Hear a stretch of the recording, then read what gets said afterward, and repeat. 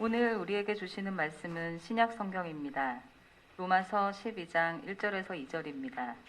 그러므로 형제들아, 내가 하나님의 모든 자비하심으로 너희를 권하노니 너희 몸을 하나님이 기뻐하시는 거룩한 산 제물로 드리라.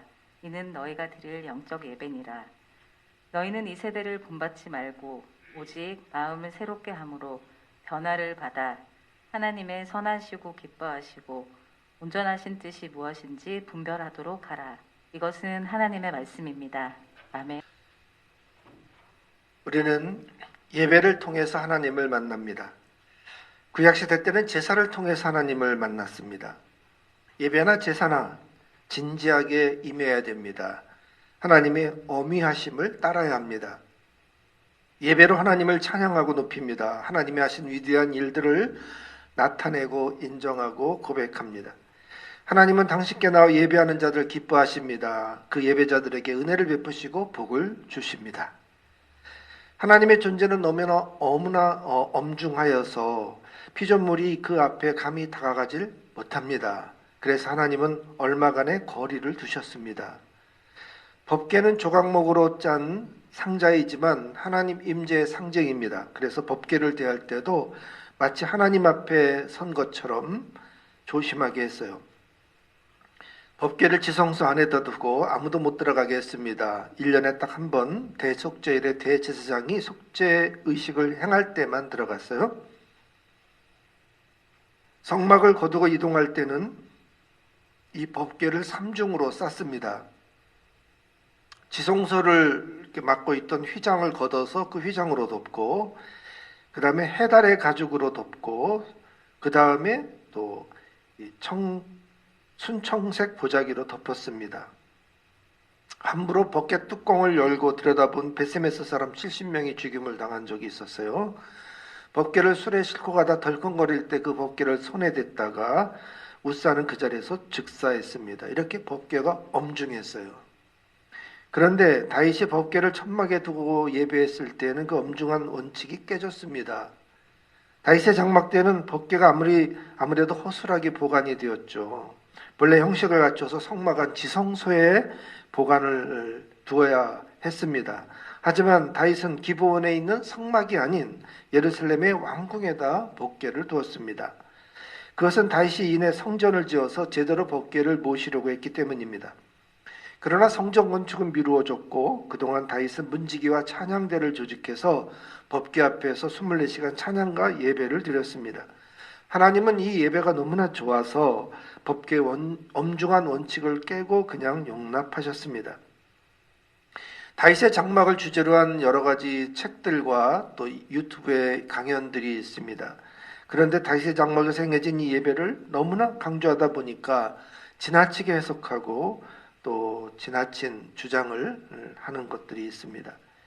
다윗이 법궤를 옮기면서 6걸음마다 제사를 드렸다는 주장입니다. 다윗이 기욤 여야림에 70년 동안 방치되었던 법궤를 찾아냈습니다. 기쁜 마음으로 법궤를 예루살렘으로 옮기려고 했습니다. 그런데 우사가 죽는 바람에 이 법궤를 오베데돔의 집에다가 맡기고 그냥 돌아왔습니다. 하지만 오베데돔이 복을 받았다는 소문을 듣고 다시 용기를 내서 이 법궤를 옮기러 갔습니다. 이번에는 수레로 싣고 오는 게 아니라 궤로 법궤를 꿰어서 어깨에 메고 이제 출발했습니다. 법궤를 맨 사람들이 6걸음을 옮겼는데도 괜찮았던 겁니다. 다윗은 안심하고 그 자리에서 소와 살진 송아지를 제사로 드렸습니다. 그때부터 힘을 내서 악기를 연주하고 춤을 추고 환호하면서 이 법궤를 옮겼죠. 그런데 다윗이 이 법궤를 옮길 때 6걸음마다 제사를 드리고 갔다고 주장하는 이들이 있습니다. 사무엘하 6장 13절에 여호와의 궤를 맨 사람들이 6걸음을 가매 다윗이 소와 살진 송아지로 제사를 드렸다 그랬어요. 이 구절을 처음 한 번만 드리고 간 게 아니라 매번 6걸음마다 이 제사를 드리며 갔다 이렇게 해석을 한 것입니다. 오베데돔 집에서 예루살렘까지의 거리가 20km가 됩니다. 6걸음이면 5m 정도 간 것이죠. 그러려면 제사를 4,000번 이상 드려야 합니다. 이런 해석은 하나님을 모시기까지 얼마나 큰 대가를 지불해야 되는지를 강조합니다. 그 긴 길을 법궤가 지나간 그 길 위에 피로 제물의 피로 물들이며 갔다. 그렇게 예배가 끊이지 않고 계속 돼야 된다고 강조하는 것이죠. 쉬지 않고 4,000번 제사를 드렸다면 꼬박 2년이 걸립니다.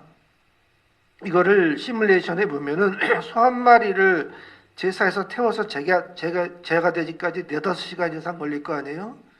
거기다가 이제 잡아야 되고 또 각을 떠야 되고 씻어야 되고 그걸 제단에 올려놔야 되고 그리고 이제 불을 떼서 태워야 되는데 사람 화장할 때도 한 2시간 걸리잖아요. 근데 소를 하나 다 태우려면은 한 4시간, 5시간 걸리겠죠. 훨씬 더 이 양이 많으니까요. 그렇게 해서 계산해 보니까 한 2년이 넘게 걸려요. 쉬지 않고 드려도. 그것도 빡빡하게 잡은 거지 3년은 걸릴 거예요.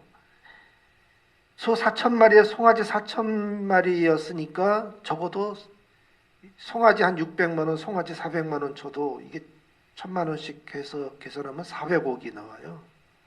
돈도 돈이지만.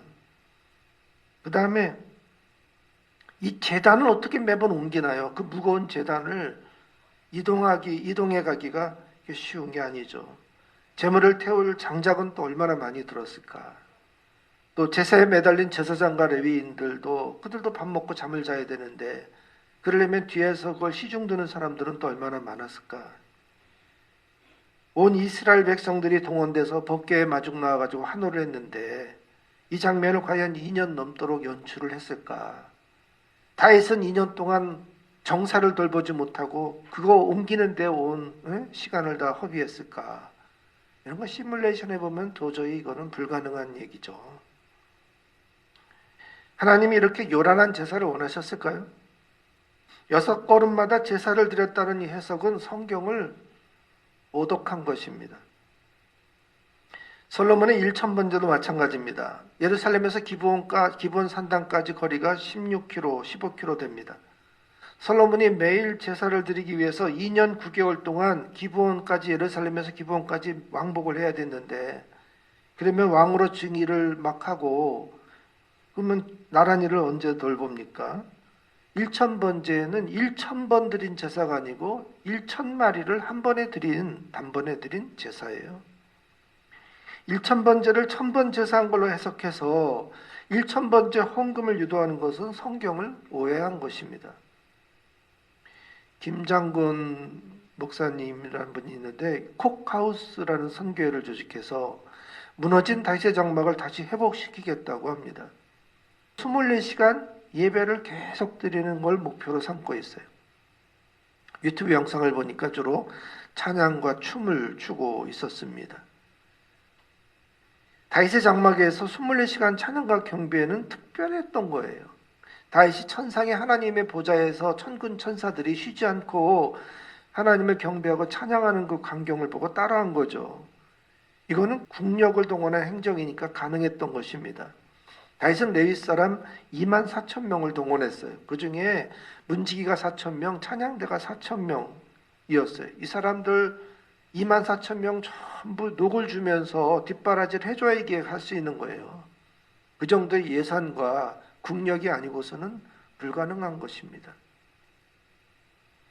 저는 교회가 바로 무너진 다윗의 장막을 다시 세워진 것이라고 해석을 했습니다.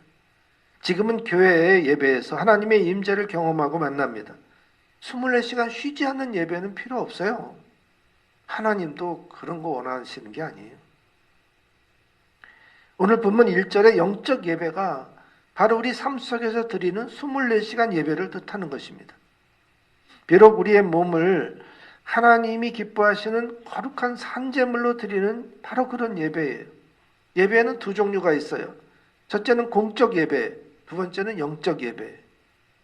공적 예배란 예수님을 믿는 사람들의 공동체가 모여서 함께 드리는 예배예요. 주일 예배, 새벽 기도회, 금요 기도회, 둥지 모임 이런 것들이에요. 두세 사람 이상이 예수님의 이름으로 모여서 교회를 이루고 함께 예배하는 것입니다. 특히 교회 공적 예배는 매우 중요합니다. 그 중에서 주일 예배가 그 중심에 있습니다. 주일 예배는 안식일을 기억하고 지키는 예배입니다. 안식일은 창조주 하나님을 기억하고 예배하는 날이죠. 노동을 멈추고 하나님께 나와서 하나님이 베푸신 그 은혜에 감사하며 경배하는 것입니다. 우리는 일주일마다 돌아오는 이 사이클을 지키도록 창조되었습니다. 주일 예배를 통해서 받은 말씀과 은혜의 복으로 일주일을 살면서 하나님과 교통을 합니다. 주일 예배를 범하면 하나님과의 교제가 불편해져요. 여러분, 평생 내가 주일을 범하지 않겠다고 결단합시다. 그렇게 주일 예배를 섬기는 예배자가 되시기를 바랍니다. 악착같이 주일 예배를 드리겠다. 그렇게 결단하지 않고는 예배가 이게 흐트러질 수 있어요. 주일 예배를 드린 것 때문에 여러분이 손해난 거, 축난 거 하나님이 다 채워주십니다. 그런 믿음으로 주일 예배를 성수합시다. 제가 생각해 보니까 제가 22년 우리 멋진게 목회하면서 주일 강단을 코로나19 때문에 한 주 비웠어요. 그리고 성지순례 가면서 한 주씩 비운 그 주일 말고는 다 지켰어요. 저는 성수주일 하기를 하나님과 약속하고 이 주일을 지켜왔는데 그러니까 그만한 건강을 주시는 것 같아요. 여러분, 성수주일을 하나님께 약속하면 성수주일 할 수 있는 건강 주십니다. 보너스로. 그런 게 은혜 아니에요? 악착같이 성수주일 하리라. 결단하면 하나님이 예배할 수 있도록 모든 환경과 여건을 열어주십니다. 코로나19로 갑작스럽게 온라인 예배가 생겼습니다. 온라인으로도 충분히 예배가 될 수 있다는 주장과 온라인 예배가 대면 예배만 못하다는 주장이 있습니다. 온라인으로도 똑바로 정신 차리고 집중하면 괜찮습니다. 문제는 점점 경건한 예배 자세가 무너진다는 데 있습니다. 그러니까 이 온라인 예배를 드리려면 정말 끝까지 정색하고 자세를 바르게 하고 그렇게 똑같이 현장에 있는 것처럼 참여해야 예배가 되는 것입니다. 성만찬에 참여하지 못하는 문제도 있어요. 코로나 이후에 한국교회가 아직 그 충격에서 회복되지를 못하고 있습니다. 그래서 다시 대면 예배를 회복해야 된다는 주장과 또 한쪽에서는 이미 메타 모더니즘 시대에 접어들었기 때문에 이 온라인 예배를 오히려 더 강화해야 된다라는 주장이 있습니다. 목회 트렌드 2023이라는 책을 보니까 여기서도 가난한 성도들과 온라인 성도들을 위한 그 예배를 위해서 더 이 예배를, 온라인 예배를 더 잘 준비하고 강화해야 된다고 충고하고 있습니다. 이제 온라인 예배 중계는 새로운 선교 영역이 되었습니다. 자, 두 번째 예배는 삶으로 드리는 영적 예배입니다. 주일 예배를 마치고 생활로 돌아오면 그때부터는 영적 예배가 시작이 됩니다. 나의 생각하고 말하는, 움직이는 모든 것이 하나님께 드려지는 예배라는 것입니다. 삶이 예배가 되게 하려면 2절 말씀대로 첫째는 이 세대를 본받지 말아야 되고 두 번째는 마음을 새롭게 하 변화를 받아야 됩니다. 세 번째는 하나님의 선하시고 기뻐하시고 온전하신 뜻이 무엇인지를 분별해야 합니다. 이 세대는 하나님과 반대로 갈 때가 많습니다. 세속 문화는 하나님과 충돌합니다. 왜냐하면 그 뒤에 우상과 마귀가 그 뒤에 도사리고 있기 때문이죠. 이 크리스찬은 세상에 살지만 세속에 문들면 안 되는 것입니다. 우리 마음이 새롭게 변한다는 것은 성품이 바뀌는 거예요. 예수님이 나는 마음이 온유하고 겸손하다고 하셨습니다. 마태복음 1장 29절에 나는 마음이 온유하고 겸손하니 나의 멍에를 메고 내게 배우라. 그리하면 너희 마음이 쉼을 얻는다 하셨어요. 남에게 좀 양보하고 손해봐도 괜찮다는 거예요. 남보다 좀 늦어도 괜찮다는 거예요. 왜? 그 손해를 하나님이 이내 채워주시니까요. 성령의 9가지 열매가 모두 성품입니다. 하나님이 나와 함께 해주신다는 그 믿음으로 이런 성품들이 나오는 거죠. 구약시대 때 제사에는 제물이 필요했어요. 그런데 우리에게는 이 예배에서는 바로 내가 산 제물이 되는 겁니다. 제사는 제물을 잡아서 죽여가지고 태워서 연기로 하나님께 올려집니다. 그러면 하나님이 그 연기를 흠양하시고 그 제사를 받으시는 거예요. 예배에서는 내가 살아있는 제물이에요. 제사에서는 제물을 죽이지만 예배에서는 그 제물을 살립니다. 그래서 산제사, 산제물이에요. 그러니까 우리가 예배자로서 잘 살아야 돼요. 주일 예배를 이렇게 정하게 드리고 나서 딱 밖에 나서면서부터 이제 또 예배자로 살아가는 거예요. 우리가 하나님의 눈동자를 피할 수가 없습니다. 어두워도 문을 잠그고 혼자 있어도 하나님은 다 보고 계셔요. 머리털 하나 또 다 세심 받으시잖아요. 어차피 피할 수 없어요. 그러니까 따뜻하게 삽시다. 하나님은 인간에게 바르게 살라고 양심을 주셨어요. 여러분, 내 삶이 모두가 다 예배라니 이게 얼마나 환상적인 말씀이에요. 내가 잠자는 것까지도 예배가 된다는 거예요. 그래서 우리가 하나님 앞에 코람데오, 하나님 앞에 섰다는 거예요. 하나님과 이 주일 예배를 범하고 또 양심을 저버리고 이런 행동을 하면은 하나님하고 불편해지고 예배자로서 하나님 앞에 서기가 불편해서 잘 나오지 않게 되는 거죠. 영적 예배 완전히 망치고 사는 거예요. 지난주에 그 강남협의회 총회가 있어가지고 갔더니 끝나고 나가는데 원래는 이제 선물을 노예별로 이렇게 선물을 준비해서 이제 주는데 이번에는 그냥 봉투에 3만 원씩 넣어가지고 주더라고요. 나가면서 이제 하나 받았는데 좀 있다가 또 장로님 오더니 또 주는 거예요. 순간 유혹이 됐습니다. 근데 받았습니다. 이러고 나왔습니다. 잘했죠? 그거 뭐 또 받아도 뭐 누가 뭐라고 하는 거 아니지만 그거 3만 원의 양심을 팔아먹고 하나님 앞에 떳떳지 못한 그런 인간이 되는 것보다 여러분 정직해가지고 하나님 앞에 떳떳이 서는 게 훨씬 더 중요하지 않아요? 우리 크리스찬이 삶에서 이 영적 예배를 드리는 예배자가 돼야 우리가 이 세상에 빛이 되고 소금이 될 수 있는 겁니다. 물론 아직 저도 더 다듬어야 돼요. 운전하다 보면 이게 이상하게 운전하는 사람한테 저절로 튀어나오는 말들이 있잖아요. 제 아내가 목사님이 이러신다고 핀잔을 넣었는데 아직도 저도 이렇게 보면 돌을 좀 더 닦아야 되긴 하죠. 그래서 예수를 믿으면서 내가 영적 예배자라는 것을 자꾸 자각하면 성품이 다듬어집니다. 근데 예수를 믿어도 이 성품이 변하지 않는 건 뭐예요? 영적 예배 신경 안 쓰고 사는 거예요. 그렇기 때문에 성품이 다듬어지지 않는 겁니다. 우리가 삶 속에서 진정한 예배자가 된다면 여러분의 믿음도 아까 그 데살로니가 교회 교인들처럼 점점 성장하고 믿음의 소문이 나는 우리 멋진 교회 될 줄로 믿습니다. 하나님은 인간에게 바르게 살도록 양심을 주셨으니 우리가 이 환상적인 영적 예배자가 되도록 합시다. 예배당에서 공동체가 드리는 이 공적 예배도 참 예배자가 되어야 되고 또 삶으로 드리는 영적 예배에서도 하나님이 기뻐 받으시는 산 제물이 됩시다. 우리는 평생 예배자입니다.